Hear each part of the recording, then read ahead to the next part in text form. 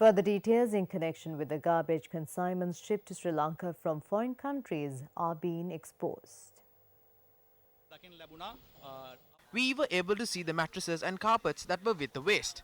We were able to see the number of containers. As per what the company said, this has arrived in the country as a mistake. After inspections, we informed that garbage has been sent back to the country that it came from. Although the officials of the Central Environmental Authority made such statements regarding the container consignment on the 17th of this month, more details have now come to light.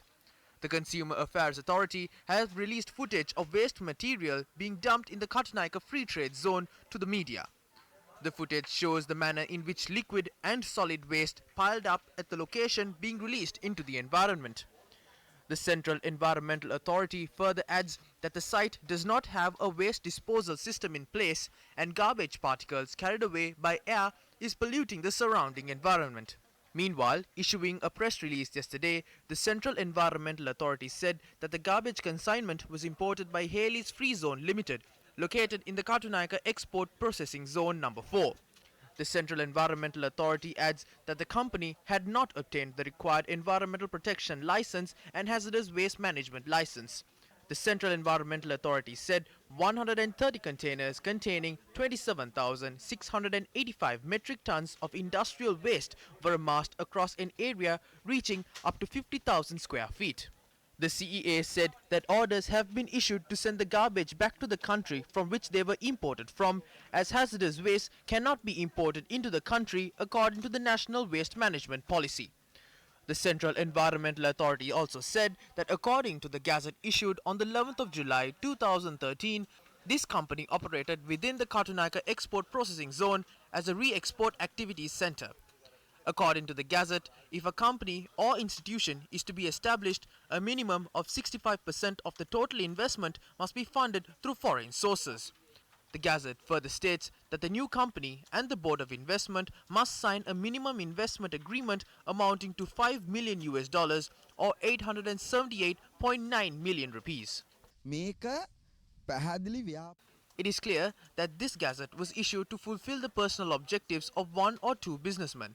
One cannot quantify the damage caused by these garbage containers. Waste is discarded into waterways because of the rain.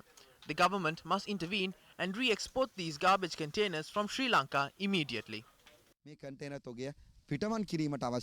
Meanwhile, 102 garbage containers are currently held at the CICT terminal of the Colombo port, while the Department of Customs is due to make a statement to the media on Monday, the 22nd of July.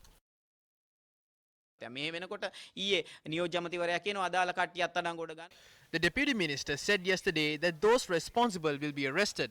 But are these arrests taking place? Why is there a delay in implementing the law? We know how a fine of 6 to 8,000 rupees was imposed when a set of polythene was burnt. These type of measures are good. This is what needs to be done. But why isn't the law imposed on a high-level crime in this manner? Immediate action should be taken against these organizations. Those responsible should be arrested. If these companies have the power to control the law and the relevant authorities, it is a huge problem. We know that officers of these companies live in pleasant areas in Colombo and other luxurious places. But these organizations alone, bringing down waste material from foreign countries. Ask them to take this garbage and dump it in their own gardens. Licenses of these companies should be cancelled. Re-exporting this garbage back to its originated country is not the only solution. While it's being re-exported, those responsible should be severely punished and their licenses should be cancelled.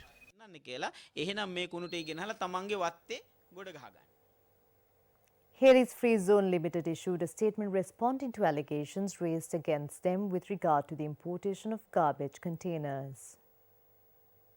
The statement says that the company has no connection to the cargo that is lying at the port of Colombo.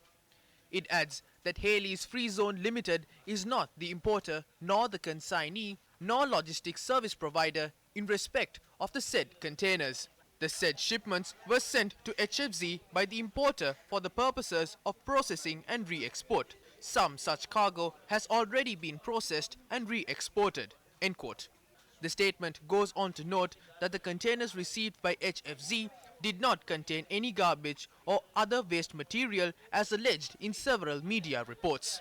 In its press release, Haley's Free Zone seems to be going to great lengths to explain that it isn't an importer and is therefore not responsible for the haul of garbage discovered at the Haley's Free Zone in Katunaika.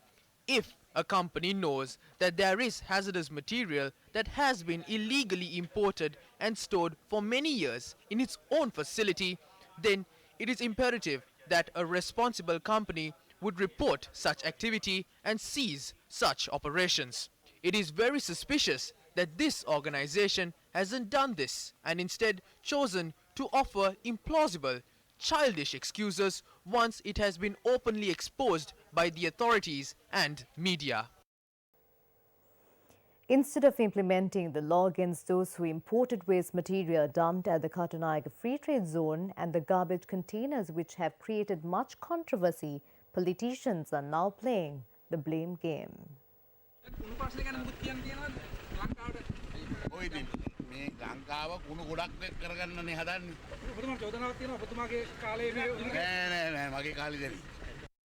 Mahinda Rajapaksa මහත්තයා විසින් Legal permission has been granted by former President Mahinda Rajapaksa to Dhammika Perera to bring down garbage to the island.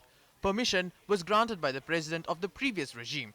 He held various top positions in organizations during the Rajapaksa tenure. He worked closely with Mahinda Rajapaksa and the family, and as a result, former President Mahinda Rajapaksa gave political bribes to Dhammika Perera to make him happy. President Maithripala Sirisena is the Minister of Mahaweli Development and Environment today. We request him to immediately take action in this regard. එතුමාට අපි කියනවා වහාම මේ පිළිබඳ නීතිමය පියවර ගන්න. පොඩි මිනිහෙක් ඇත්තටම පාරේ කුණු දැම්මොත් පරිසර පොලිසිය ඇවිල්ලා අල්ලගෙන ගිහිල්ලා දඩයක් ගාලා ඉරේ දාලා නඩු දාලා මහා ලොකු විකාරයක් කරනවා. දැන් මේක මහා ජාතික අපරාධයක්. දැනට පවතින ආණ්ඩුවේ හැටියට ඔබතුමාලගේ මොකද්ද මේක ඇත්තටම ගන්න? අපේ රටේ ස්වභාවයක් තියෙනවා. As you said, the law is being implemented on different people in different ways. The law being imposed on big companies is different. The way the rich are treated is different. So this has been happening from the past. This must come to an end. කාලයක් තිස්සේ මේ රටේ තියෙන දෙයක්. ඉතින් ඒක වෙනස් වෙන්න ඕන. Meanwhile, during a media briefing today, State Minister Ashok Singha was questioned by journalists regarding investigations into the importation of garbage. The CID has been given the task to investigate this matter and to find out how the consignment was released from customs, the importers responsible in this regard, and how the consignment was placed at its current location. We have informed the CID and the police about this matter. The Central Environmental Authority has launched an investigation as well. The government will take action and punish those responsible. Despite the statements made by the State Minister in Kurunegala this morning that investigations in this regard were handed over to the Criminal Investigations Department, Police Media spokesperson SP Ruan Gunasekara confirmed that such a complaint or order was not received by the CID even by 2:30 p.m. Are such false statements made to protect the businessmen responsible for the importation of garbage into Sri Lanka? Should not the government take action against those who make such false statements to the media?